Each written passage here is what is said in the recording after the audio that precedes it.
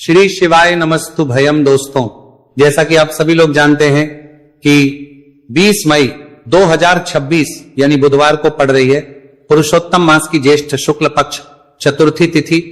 और दोस्तों, यह वह तिथि है जो पुरुषोत्तम मास में पड़ने वाली सबसे बड़ी तिथि है, क्योंकि यह पुरुषोत्तम मास में पड़ने वाली है और इसका बहुत ही बड़ा और विशेष महत्व होता है।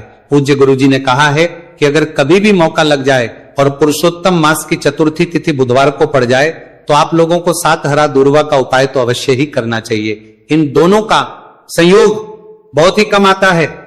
इसी के साथ में गुरुजी ने अपनी शिव पुराण कथा में बताया है कि इस दिन आपको 7 दूर्वा का उपाय तो आपको अवश्य ही करना चाहिए, क्योंकि ऐसा दिन पूरे साल में सिर्फ एक ही बार आता है। और दोस्तों, आप सभी लोग जानते हो कि बुधवार का अगर सबसे बड़ा उपाय है तो वह 7 हरा दूर्वा वाला उपाय है। तो दोस्तों, इस बुधवार चतुर्थी तिथि के दिन आप लोगों को इस 7 हरा दूर्वा वाला उपाय को जरूर करना है। बहुत सारे लोग होंगे जिन लोगों ने इस उपाय को ना किया हो, मतलब पूरा साल निकल गया, उन्होंने किसी भी दिन इस 7 हरा दूर्वा वाला उपाय को ना किया हो। पर दोस्तों, आपके पास एक आखिरी मौका बचा हुआ है जो कि 20 मई के दिन है। तो इस दिन आप लोगों को इस वाले उपाय को जरूर कर लेना। भले ही आपने पूरे महीने भर इस उपाय को ना किया हो, पर अगर आपने इस पुरुषोत्तम मास के बुधवार चतुर्थी तिथि के दिन अगर इस वाले उपाय को कर लिया तो आपको इस उपाय को करने का वो फल मिलेगा जिसकी आपने कभी कल्पना भी नहीं करी होगी। इसीलिए आप लोग इस वाले उपाय को एक बार जरूर कर लेना है, ताकि आप लोगों के हाथ से यह मौका ना जा सके और आपको इस उपाय को करने का फल मिल सके। दोस्तों, ये उपाय पंडित जी ने अपनी अभी ही शिव महापुराण की कथा में बताया है, जिस उपाय को आज हम आपको बहुत अच्छे से समझाने वाले हैं। इस वीडियो को देखने के बाद इस उपाय को समझने के लिए आपको कोई और वीडियो को देखने की जरूरत नहीं पड़ेगी। तो चलिए दोस्तों, उपाय को शुरू करते हैं। देखिए, यह है इस पुरुषोत्तम मास के बुधवार चतुर्थी तिथि के दिन यह इतना खास होता है, इतना महत्वपूर्ण होता है, देखा गया है। कभी कभी बड़े बड़े पूजा पाठ अनुष्ठान से जो मनोकामना पूर्ण नहीं होते, वही पुरुषोत्तम मास के बुधवार चतुर्थी तिथि के दिन एक छोटे से उपाय करने से ही आपकी मनोकामना पूर्ण हो जाती है। और बहुत सारे लोगों ने इस उपाय को किया भी है और उनको इस उपाय को करने का फल भी जरूर मिला है। अगर आप लोग भी इस उपाय को करना चाहते हैं तो आप इस उपाय को पहले अच्छे से समझ लेना, सुन लेना, उसके बाद करना। आपको इस उपाय का फल जरूर ही, और इस उपाय को कर लेने से आपके घर में चाहे किसी भी प्रकार की दुख और समस्या क्यों ना चल रही हो, आपको उसका कारण भी नहीं पता है कि भाई ये समस्या किस कारण से चल रही है। उसका कुछ भी कारण हो सकता है, जैसे इसे पितृदोष हो सकता है या किसी भी तरह का मंगल दोष भी हो सकता है। तो इस दिन आप लोगों को यह वाला उपाय कर लेना है। ये एक ऐसा उपाय है जिस उपाय को अगर किसी विशेष दिन पर किया जाए तो भाई उस विशेष दिन का जो है वह तो मिलता ही मिलता है। पर हमने उस दिन पर इस उपाय को किया है तो हमें उससे भी बड़ा फल मिलता है, और फल बहुत जल्दी मिलता है, क्योंकि आप इस उपाय को बहुत ही बड़े और विशेष दिन पर कर रहे हो। तो चलिए अब उपाय के बारे में बात करते हैं, लेकिन उससे पहले आप लोगों को यह जानना आवश्यक है कि आखिर यह उपाय किस समय करना है, किसको करना है और कैसे करना है।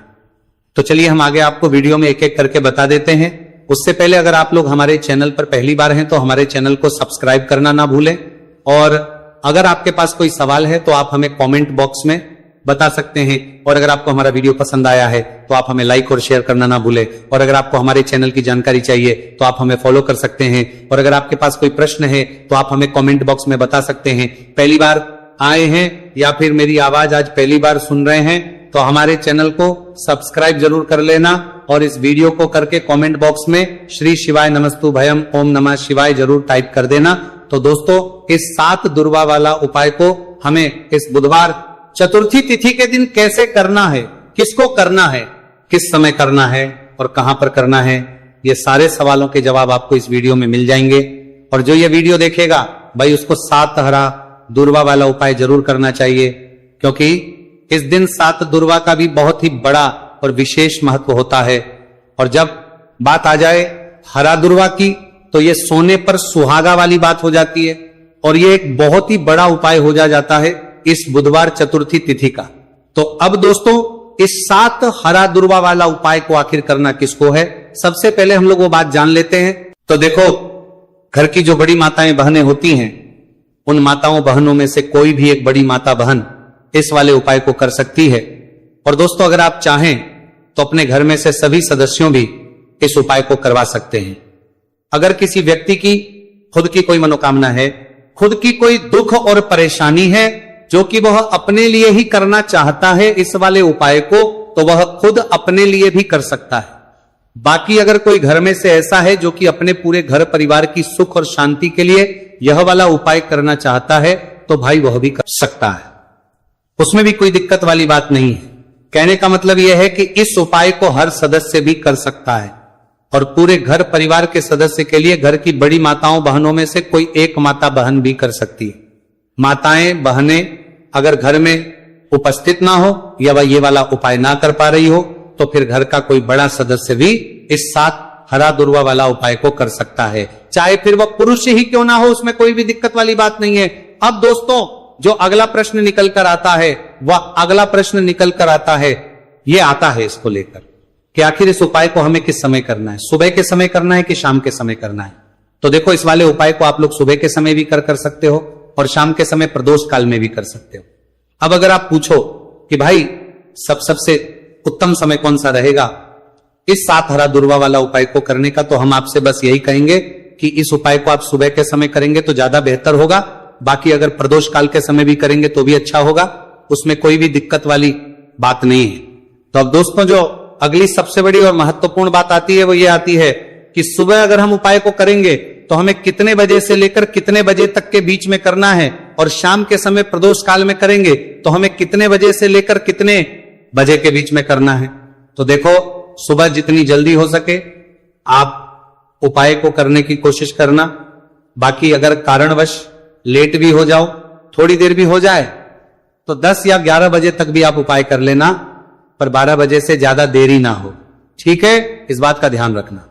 उसके बाद में दोस्तों, अगर शाम के समय प्रदोष काल की बात करें, प्रदोष काल का जो समय है होता है वो शाम के 6 बजे से शुरू हो जाता है।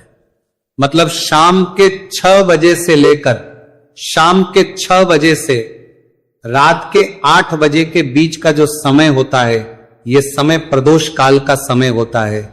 तो इस उपाय को 7 या 8 बजे के बीच में भी कर सकते हो। मैं आप कभी भी इस वाले उपाय को कर सकते हो, उसमें कोई भी दिक्कत वाली बात नहीं है।